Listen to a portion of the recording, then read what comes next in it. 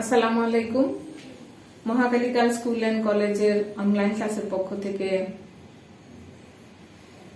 তোমাদের স্বাগতম। মহাকালী কলেজের সকল শিক্ষার্থীবৃন্দকে আজকের এই পয়লা ফাল্গুনের নান্দনিক শুভেচ্ছা, অনেক অনেক শুভেচ্ছা আমার পক্ষ থেকে তোমাদের জন্য। আমরা অনেক দিন পর আবার অনলাইন ক্লাস। আশা করি তোমরা সবাই ভালো আছো। আলহামদুলিল্লাহ আমি ভালো আছি। তোমাদের এই অনলাইন ক্লাসে আসতে পেরে ভালো লাগছে। জুম ক্লাসে অনেকদিন আমি বসে থেকেছি, ক্লাস করানোর চেষ্টা করেছি, ততটা ফলপ্রসূ হয়নি। যাক, আমরা আশা করছি খুব তাড়াতাড়ি আবার সরাসরি ক্লাসে ফিরে যাব। সে পর্যন্ত আমরা আজকের ক্লাসে পূর্বের যে পড়াগুলো ছিল সেই পড়াগুলোকেই আলোচনা করব। আমরা লাস্ট যে ক্লাসটাতে স্টপ করেছিলাম, এই করোনা মহামারীকালীন সময়টাতে, আমাদের এই বন্ধের সময়টাতে লাস্টে যে ক্লাসটাতে আমরা স্টপ করেছি সেটা হচ্ছে যৌক্তিক সংজ্ঞা এবং যৌক্তিক বিভাগ। আমি বলেছি যে আমরা টুইন ভাই বোন দেখেছি, টুইন দুটা বোন দেখেছি, টুইন দুটা ভাই দেখেছি। যেমন একজনকে দেখলে আরেকজনকে মনে পড়ে, রাইমাকে দেখলে সামিয়ার কথা মনে পড়ে, সামিয়াকে দেখলে রাইমার কথা মনে করে, দুইজন যমজ বোন। আমরা আমাদের এই যুক্তিবিদ্যার দ্বিতীয় পত্রের মধ্যেও ঠিক তেমনি যমজ বোন দুটোকে দেখেছি। ক্লাসে আমরা ঠিক সেভাবেই তাদেরকে আলোচনা করেছি যেন আমাদের বুদ্ধিমত্তার সাথে থেকে যায় আমাদের পড়াটা, হৃদয়ের সাথে গেঁথে যায়, তোমাদের গ্রহণ করতে সহজ হয়। সেই বিষয়টাকে মাথায় রেখে আমি একই ক্লাসে ব্ল্যাকবোর্ড হোয়াইট বোর্ডে একই ক্লাসে দুইটা চ্যাপ্টার পাশাপাশি পড়ানোর চেষ্টা করেছি। তোমরা হয়তো মনে রেখেছো বা তোমাদের খাতায় সেভাবে লিখিত ভাবে আমি দিয়ে দেওয়ার চেষ্টা করেছি। যেরকম যৌক্তিক সংজ্ঞা বলেছি যে যৌক্তিক সংজ্ঞা হচ্ছে যথার্থের বিশ্লেষণ। যৌক্তিক সংজ্ঞার মধ্যে আমরা দেখেছি যৌক্তিক সংজ্ঞা কাকে বলে, একটি পদের পূর্ণ যথার্থের স্পষ্ট বিবৃতিকে যৌক্তিক সংজ্ঞা বলে। তারপরে দেখেছি যে যৌক্তিক সংজ্ঞার সীমা, যেসব বিষয়ের উপরে কোনো সংজ্ঞা দেওয়া যায় না সেটাই হচ্ছে যৌক্তিক সংজ্ঞার সীমা। তারপরে দেখেছি যৌক্তিক সংজ্ঞার প্রয়োজনীয়তা। তারপরে এসেছে আমরা যৌক্তিক সংজ্ঞার নিয়ম। আমরা 1 by 1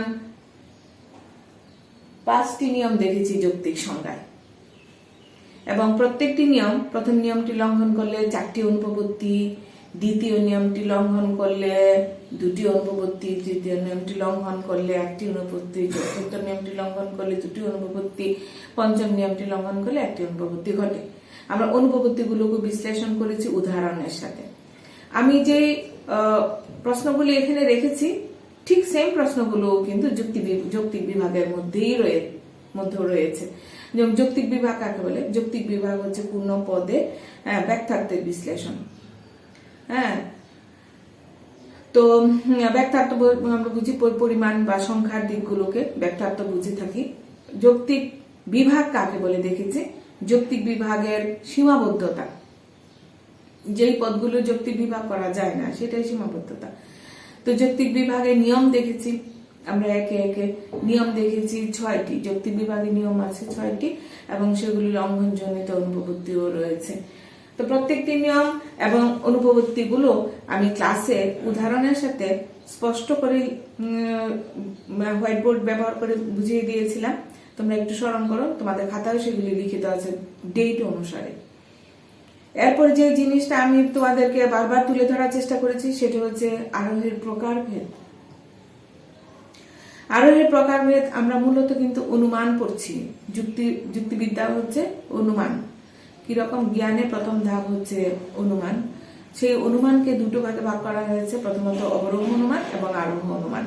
আমরা প্রথম বর্ষে একাদশ শ্রেণীতে আমরা অবরোহ অনুমানটা পড়ে থাকি, আবার দ্বিতীয় বর্ষে আমরা আরোহ অনুমান পড়ে থাকি। কিন্তু যখন প্রথম পত্র এবং দ্বিতীয় পত্র একসঙ্গে করার সিলেবাসটা আসলো তখন কিন্তু প্রথম বর্ষে কিছু চ্যাপ্টার করে ফার্স্ট পেপার সেকেন্ড পেপার মিলিয়ে প্রথম প্রশ্নটা তৈরি করা হয়েছে, বা ফার্স্ট পেপার সেকেন্ড পেপার মিলিয়ে এবার দ্বিতীয় প্রশ্নটা তৈরি করা হয়েছে।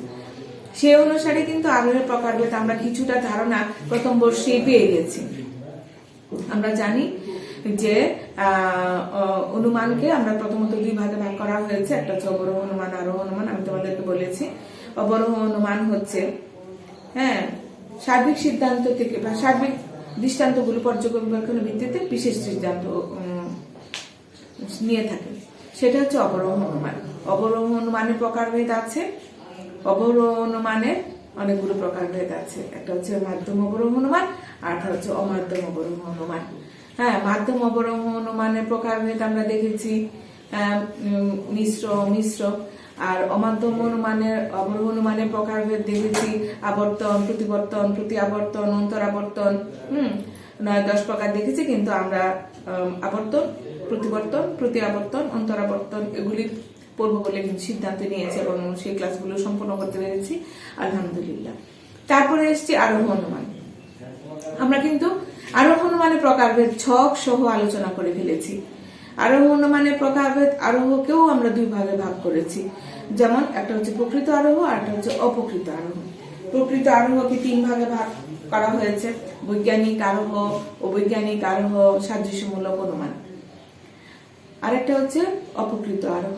অপকৃত আরোহকে 3 ভাগে ভাগ করা হয়েছে, পূর্ণাঙ্গ গণনামূলক আরোহ, যুক্তিসম্মমূলক আরোহ এবং ঘটনার সংযোজন। আমরা বৈজ্ঞানিক আরোহের বেলায় যে সংজ্ঞা দিয়েছিলাম মনে আছে যে আমরা এই পর্যন্ত যত কাক দেখেছি সকলেই কালো দেখেছি, সুতরাং সকল কাক হয় কালো। আমরা কিন্তু বলেছি যে বিশেষ বিশেষ দৃষ্টান্ত পর্যবেক্ষণের ভিত্তিতে একটি সার্বিক সিদ্ধান্ত স্থাপন করা। বৈজ্ঞানিক আরোহ, অবৈজ্ঞানিক আরোহ দেখেছি। সাদৃশ্যমূলক অনুমানকে আবার 2 ভাগে ভাগ করা দেখেছি, একটা হচ্ছে সাধু সাদৃশ্যমূলক অনুমান আর একটা হচ্ছে অসাধু সাদৃশ্যমূলক অনুমান। সাধু সাদৃশ্যমূলক অনুমান কথাটাতে বোঝা যায় যে একটা মিল থাকবে, যেমন পৃথিবীতে মাটি পানি বাতাস আছে, মঙ্গল গ্রহ মাটি পানি বাতাস আছে। পৃথিবীতে মানুষ বসবাস করতে পারে, সুতরাং মঙ্গল গ্রহ মানুষ বসবাস করতে পারে। এটা হচ্ছে সাধু সাদৃশ্যমূলক অনুমান। আর অসাধু সাদৃশ্যমূলক অনুমান হচ্ছে অসাধু সাদৃশ্যমূলক অনুমানটা হচ্ছে যে রেডিও টেলিভিশন মানুষের মতো হাসে গেলে গান গায়, মানুষের বুদ্ধি আছে সুতরাং টেলিভিশনের বুদ্ধি আছে, এটা কিন্তু অসাধু সাদৃশ্যমূলক অনুমান। আরোহের প্রকারভেদের অসাধু সাদৃশ্যমূলক অনুমান পর্যন্ত আমরা দেখলাম। আর তারপর আরোহ অনুমানের অপকৃত শাখা, যেটা অপকৃত আরোহকেও 3 ভাগে ভাগ করা হয়েছে। একটা হচ্ছে পূর্ণাঙ্গ গণনামূলক আরোহ, যুক্তিসম্মমূলক আরোহ, আর একটা হচ্ছে ঘটনা সংযোজন। এখানে একটা প্রশ্ন থেকে যাচ্ছে, সেটা হচ্ছে যে প্রকৃত আরোহ কি? যে আরোহের প্রাণ থাকবে সেটাই হচ্ছে প্রকৃত আরোহ।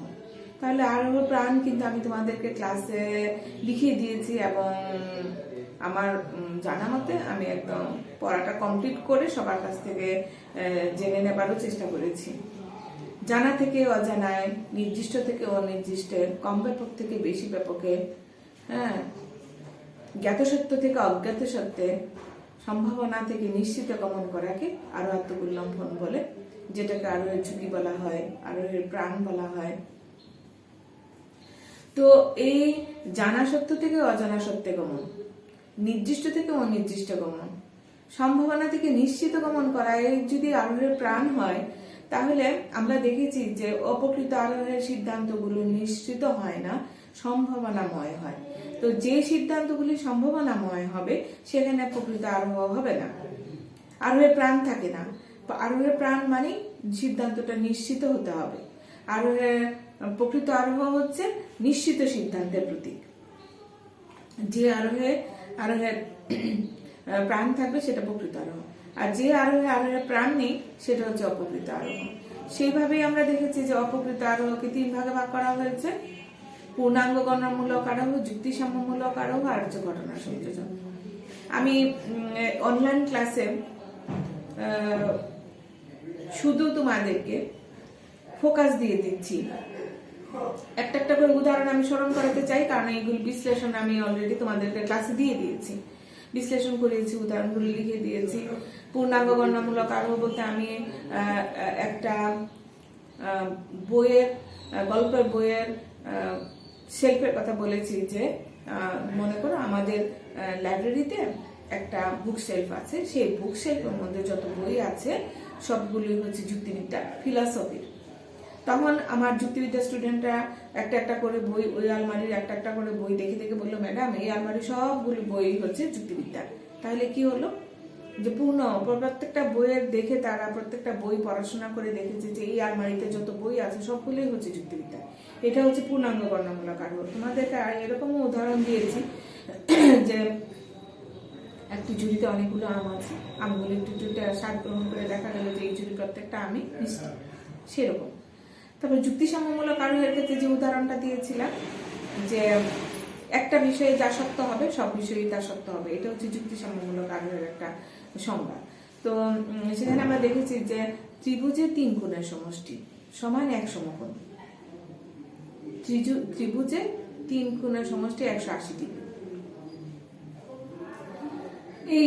এই স্বতঃসিদ্ধ বিষয়টি একটা ত্রিভুজের ক্ষেত্রে যেমন সত্য, এরকম হাজার হাজার ত্রিভুজ, অজানা অচেনা সকল ত্রিভুজের ক্ষেত্রেই তা সত্য। মানে একটি ত্রিভুজে 3 কোণের সমষ্টি হচ্ছে 1 সমকোণের সমান। তারপরে এসছে ঘটনা সংযোজন। ঘটনা সংযোজনে সেই নাবিকের জাহাজ অভিযান বা দ্বীপ আবিষ্কার করবার বিষয়টি কিন্তু ঘটনা সংযোজনের অন্তর্ভুক্ত। যেমন একজন নাবিক নৌচালনা পরিচালনা করতে গিয়ে উনি যে জায়গা থেকে শুরু করেছিলেন নৌ পরিচালনা সমাপ্ত করেছেন, ঠিক সেই জায়গায় এসে তিনি তখন সিদ্ধান্তে এসলেন যে আমি যে জায়গাটুকু ঘুরে এসেছি তার প্রত্যেকটা বিষয় সংযোজন করে আমি এই সিদ্ধান্তে পৌঁছেছি যে এটা হচ্ছে একটি দ্বীপ। এই হচ্ছে কিন্তু আমার আরোহের প্রকারভেদের সবগুলো শাখা। আমরা এখানে এসে আরোহের প্রকারভেদের 2য় বর্ষের মধ্যে দেখছি কিন্তু। আর প্রথম বর্ষে যেটা রয়ে গেছে অবরোহের বিষয়গুলো। প্রথম বর্ষে তো আমরা মোটামুটি চেষ্টা করেছি যেটুকু সময় সরাসরি ক্লাস করবার এগিয়ে যাবার চেষ্টা করেছি। তার মধ্যে আমি তোমাদের অবরোহের প্রকারভেদের মধ্যে যেটা বলেছি যে মাধ্যম এবং অমাধ্যম। অমাধ্যমটা বললাম যে আবর্তনের নিয়মগুলো আছে, ব্যাপকতার নিয়মগুলো রয়েছে, আবর্তনের প্রকারভেদ আছে, তারপরে এই আয়ু বাক্যগুলো আছে, সার্বিক শতার্থক যুক্তি বাক্য এ, সার্বিক নৈয়ার্থক যুক্তি বাক্য ই, বিশেষ শতার্থক যুক্তি বাক্য আই, বিশেষ নৈয়ার্থক যুক্তি বাক্য ও। এই এ ই আই ও 4টি বাক্য অনেকটা জুড়ে, যুক্তিবিদ্যার অনেকটা অধ্যায় জুড়ে কিন্তু এই আই ও বাক্যগুলো। কারণ এই বাক্যগুলোর উপরে আবর্তন আলোচনা, এই বাক্যগুলোর উপর নির্ভর করে প্রতিবর্তনের আলোচনা, এই বাক্যগুলোর উপর নির্ভর করে আবর্তিত প্রতিবর্তনের আলোচনা। ইভেন যখন আমরা দেখবো যে আরোহের আরেকটা প্রকারভেদ রয়ে গেছে যে মাধ্যম, সেই মাধ্যমের কিন্তু 2টো ভাগ, একটা হচ্ছে মিশ্র একটা অমিশ্র। সেখানে রয়ে গেছে সহানুমান। তো সহানুমানের ক্ষেত্রেও কিন্তু আমরা ওই বিষয়গুলোকে, এই আয়ু বাক্যগুলোকে উপর নির্ভর করেই কিন্তু আমাদের সিদ্ধান্তগুলো আসে। অনেকটা ভিত্তির মতোই এগুলো 4টা বাক্যগুলো। আরেকটা জিনিস আমরা প্রথম বর্ষে দেখেছি একাদশ শ্রেণীতে, সেটা হচ্ছে আরোহের ভিত্তি। আরোহের ভিত্তিও কিন্তু 2 প্রকার, তোমাদের মনে আছে হয়তো। আরোহের ভিত্তি 2 প্রকার, আকারগত ভিত্তি বা রূপগত ভিত্তি, আর একটা হচ্ছে বস্তুগত ভিত্তি। আকারগত বা রূপগত ভিত্তি আবার 2 প্রকার, সেটা হচ্ছে প্রকৃতি নিয়মানুবর্তিতা নীতি আর কার্যকরণ নিয়ম। আর বস্তুগত ভিত্তি হচ্ছে 2 প্রকার, সেটা হচ্ছে পরীক্ষণ আর নিরীক্ষণ। তো তোমাদের এই মাঝখানে একটা অ্যাসাইনমেন্ট ছিল সহানুমান সম্পর্কিত। সহানুমান সম্পর্কিত বিষয়টা কি, যে অবরোহ অনুমানে, যে মাধ্যম অবরোহ অনুমানে 2 বা 1 বা ততোধিক আশ্রয়বাক্যের ভিত্তিতে একটি নতুন সিদ্ধান্ত অনুমিত হয় তাকে সহানুমান বলে। সহানুমানের নিয়ম রয়েছে 10টি।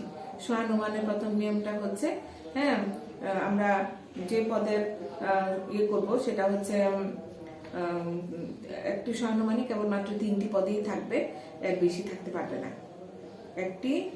প্রথম নিয়মটা, সহানুমানের প্রথম নিয়মটা কিন্তু এরকম যে একটি পদের মধ্যে 3টি বাক্য থাকবে। যদি 3টি বাক্যের পরিবর্তে 4র্থ বাক্যটি থাকে তাহলে সেখানে চতুষ্পদী অনুপপত্তি ঘটে।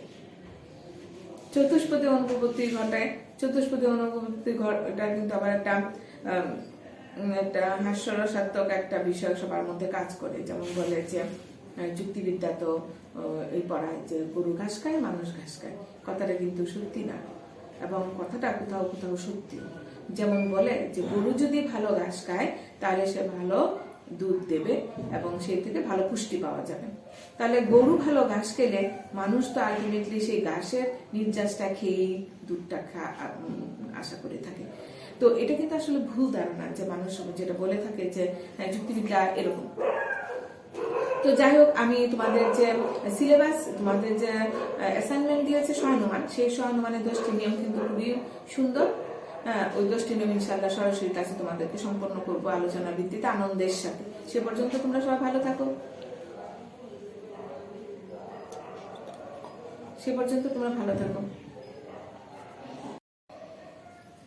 তো আমরা অবরোহ অনুমানের যে প্রকারভেদের মধ্যে মাধ্যম অনুমানের ক্ষেত্রে কিন্তু আমরা দেখেছি যে মিশ্র অমিশ্র সহানুমান। তো সহানুমানের 10টি নিয়ম, প্রথম নিয়মটা এরকম 10টি নিয়ম আমরা আলোচনা করেছি এবং সরাসরি ক্লাসে আশা করছি যে আমরা বিস্তারিত আলোচনা করবো আনন্দের সাথে। আজকে তোমাদের ক্লাসে আশা করি যে সবাই অংশগ্রহণ করেছো। সবার সুস্থতা এবং সুন্দর জীবন কামনা করে আমার ক্লাসটি আজকে এখানেই শেষ করছি। ফাল্গুনের অনেক শুভেচ্ছা, সবাই ভালো থাকো। আল্লাহ হাফিজ।